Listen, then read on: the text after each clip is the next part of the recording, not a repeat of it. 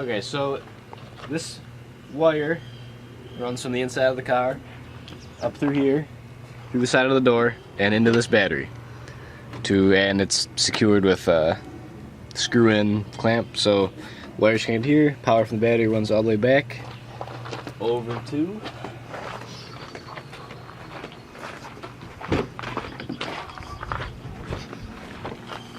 the amplifier, which is right here, which would be the red cord is the one connected to the battery. And this black wire here is the ground wire, which you have to ground to the frame of the car, and that is attached inside here. Right inside there. See?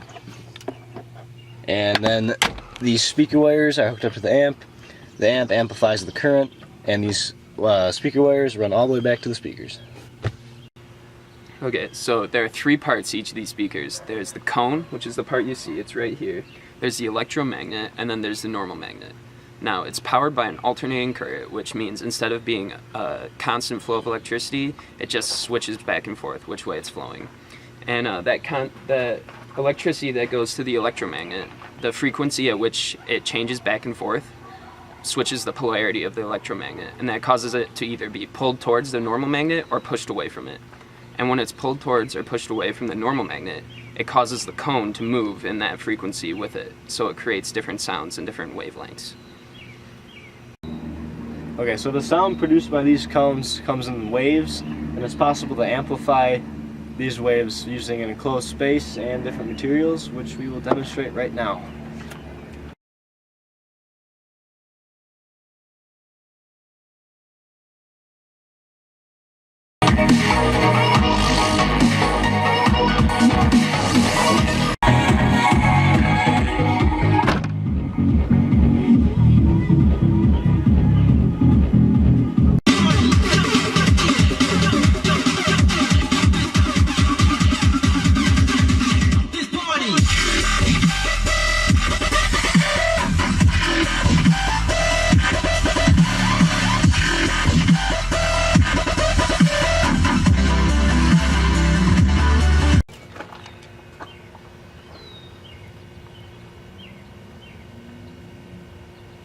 Okay, I found something.